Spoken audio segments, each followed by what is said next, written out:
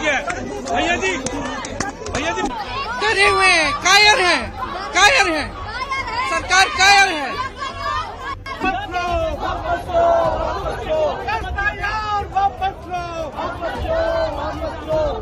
मोदी शाह कायर है। लोकतंत्र से खेलना बंद करो। लोकतंत्र से खेलना बंद करो। वन मैन वन वोट की लड़ाई है, इसीलिए हमें साफ प्योर वोटर लिस्ट चाहिए। गली गली में शोर है, गली गली में शोर है, मोदी और चोर है। मोदी शाह कायर है। मोदी सरकार कायर है। नमस्कार, आदाब, सत श्री अकाल। मेरा नाम है अश्विनी कुमार। पहले तो प्रधानमंत्री ही सवालों से भागा करते थे, अब भारत के मुख्य चुनाव आयुक्त विपक्ष से मिलने से, उनके सवालों के जवाब देने से, जनता को हिसाब देने से भाग खड़े हुए। पिछले 11 साल में विपक्ष ने इस तरह के विरोध प्रदर्शन इससे पहले नहीं किया है। भाजपा और चुनाव आयोग को हिलाकर रख दिया विपक्ष। मोदी शाह कायर है। मोदी शाह कायर है। बैरिकेड को चढ़कर फांदने की कोशिश करते समाजवादी पार्टी चीफ अखिलेश यादव की तस्वीर इससे पहले कब देखी आपने?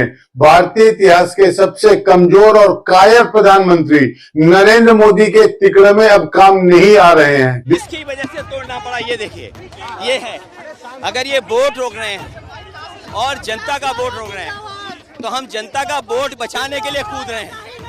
जनता का वोट बचे, इसलिए मैं चुनाव आयोग आया हूँ।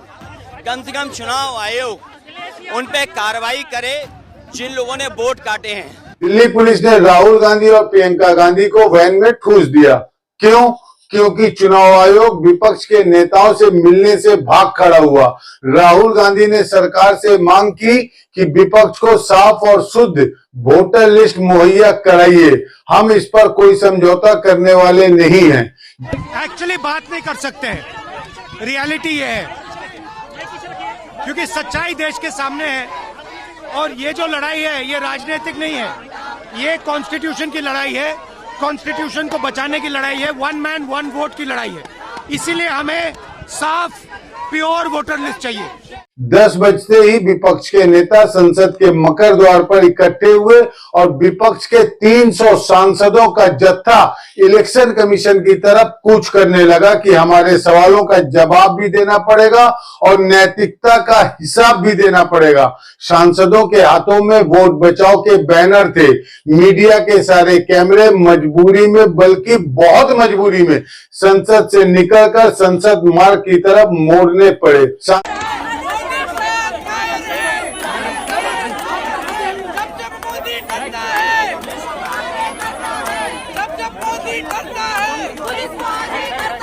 सांसदों ने तय किया था कि हम चुनाव आयोग के दफ्तर पहुंचेंगे और वहां चीफ इलेक्शन कमिश्नर से वोट चोरी पर बात करेंगे, और अगर वो नहीं मिलने को तैयार होंगे तो वही धरना दे देंगे।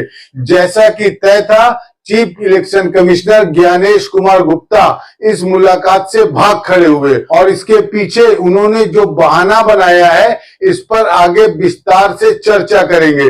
लेकिन इतना जान लीजिए कि इस तरह का बहाना अब 4th क्लास के बच्चे भी होमवर्क न कर पाने के पीछे नहीं बनाते। अमित शाह ने देश के 300 सांसदों के सामने दिल्ली पुलिस के लठैतों की दीवार खड़ी कर दी थी। परिवहन भवन के पास पहुंचते ही सैकड़ों पुलिस वालों ने विपक्ष के सांसदों का रास्ता रोक लिया, ऊपर से बैरिकेडिंग। लेकिन अखिलेश यादव बैरिकेडिंग पर ही चढ़ गए और आगे निकलने की कोशिश की।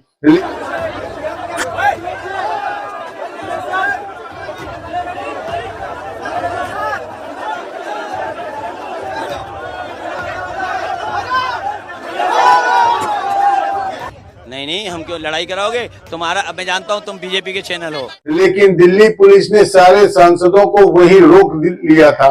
दंगाइयों और फसादियों तक को रोक पाने में नाकाम दिल्ली पुलिस ने कहा कि इंडिया ब्लॉक ने मार्च के लिए कोई अनुमति नहीं मांगी थी, इसलिए इलेक्शन कमीशन जाने से पहले ही मार्च को परिवहन भवन के पास बैरिकेडिंग लगाकर रोक दिया गया। जब सांसदों के मार्च को दिल्ली पुलिस ने रोका तो कांग्रेस महासचिव केसी वेणुगोपाल की पुलिस से बहस भी हुई। क्या सर पुश क्यों कर रहे हो? मैं पुश नहीं कर रहा, इधर से देखो ना ये। जब चुनाव आयोग की तरफ बढ़ते सांसदों को आगे नहीं जाने दिया गया तो वह वहीं जमीन पर बैठ गए। प्रियंका गांधी, डिंपल यादव समेत कई सांसद वोट चोर गद्दी छोड़ के नारे लगा रहे हैं।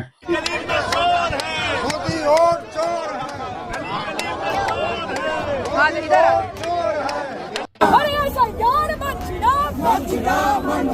ऐसा यार कर सकता है नरेंद्र मोदी जवाब।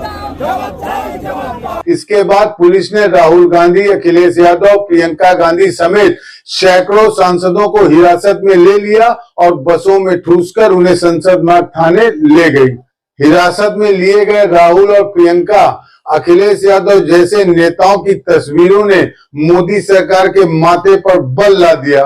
लाखों वोट की चोरी का मामला है और देश के चुनाव में यानी कि लोकसभा के चुनाव में भी गड़बड़ी सामने आई है। दिल्ली विधानसभा के चुनाव में गड़बड़ी हम लोग कई बार उजागर कर चुके हैं। महाराष्ट्र का मामला है, हरियाणा का मामला है, तो एक बहुत बड़ा चुनावी घोटाला है। प्रदर्शन के दौरान गर्मी और उमस के कारण टीएमसी सांसद मिताली बाग की तबीयत बिगड़ गई और वह बेहोश हो गई।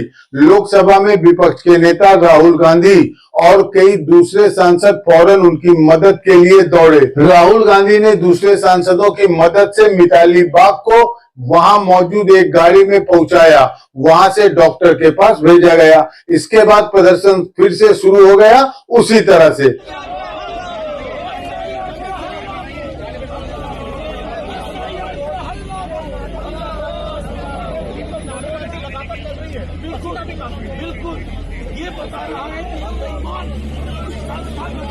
আমাদের দিল্লি পুলিশ আটক করে ব্যারিকেড দিয়ে আটক করে বাসে তুলে দিয়েছে।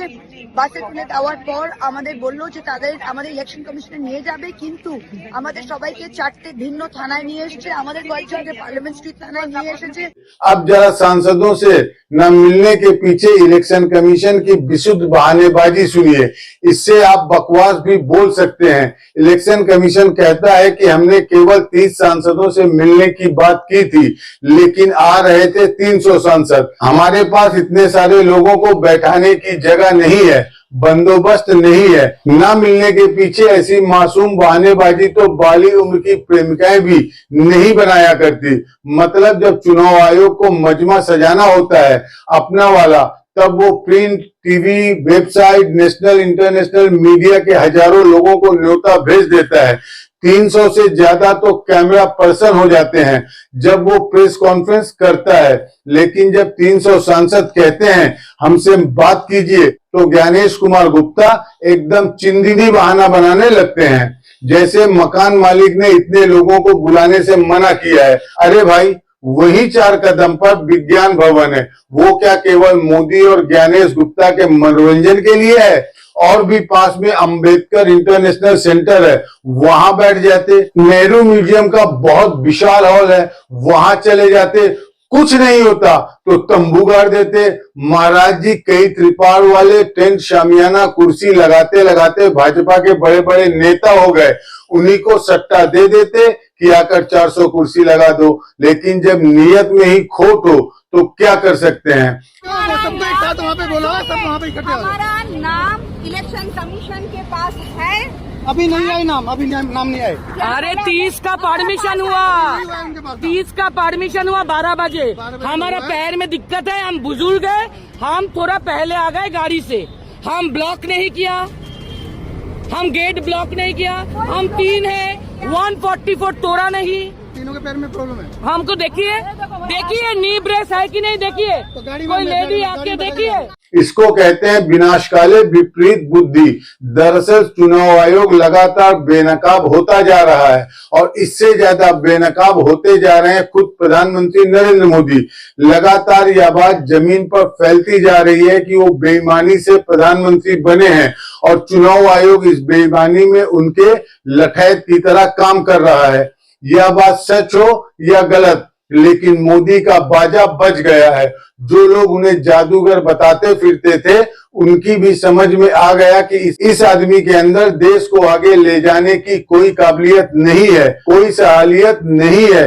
यह आदमी हिंदू, मुस्लिम और मंदिर मस्जिद के अलावा कुछ कर ही नहीं सकता। पढ़ने लिखने वालों से, लोकतंत्र की बात करने वालों से, विविधता और मनुष्यता की बात करने वालों से, न्याय और बंधुता की बात करने वालों से इस आदमी को नफरत है।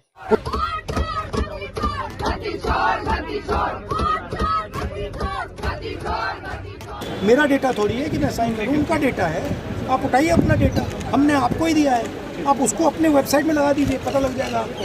मतलब डिस्ट्रैक्ट करने का काम है, ठीक है। और एक और बात, आप ये मत सोचिए कि सिर्फ बेंगलोर में हुआ है, ये देश में अलग अलग कंस्टिट्यूंसीज में हुआ है और इलेक्शन कमीशन जानता है। इलेक्शन कमीशन जानता है कि वो उसका जो डेटा है वो हटेगा, जो उसको अभी वो कंट्रोल करने की कोशिश कर रहा है, छुपाने की कोशिश कर रहा है, उसको हम निकाल देंगे। कुल मिलाकर मोदी की करिश्माई छवि बुरी तरह धड़क चुकी है और अगर चुनाव आयोग इसी तरह मोदी और भाजपा की चापलूसी में देश के सवालों से चेहरा छिपाकर भागता रहा तो आने वाले दिनों में यह दरार और चौड़ी होगी।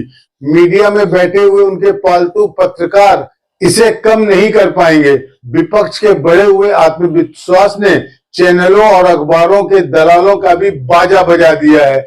इस वीडियो में इतना ही, लेकिन अगर आपने एस भारत हिंदी को अब तक सब्सक्राइब नहीं किया तो फौरन सब्सक्राइब कर लीजिए, बेल आइकॉन दबाइए, घंटी जैसी आकृति लाइक कीजिए और कमेंट करके बताइए हमारा यह वीडियो आपको कैसा लगा। धन्यवाद। स्वतंत्र और आजाद पत्रकारिता का समर्थन कीजिए, सच में मेरा साथी बनिए। बहुत आसान है दोस्तों, इस सब्सक्राइब बटन को क्लिक करिए और हमारे चैनल को सब्सक्राइब करिए, साथ में बगल में बेल आइकॉन को दबाइए जिससे हमारी हर खबर आप तक सबसे पहले पहुंच सके।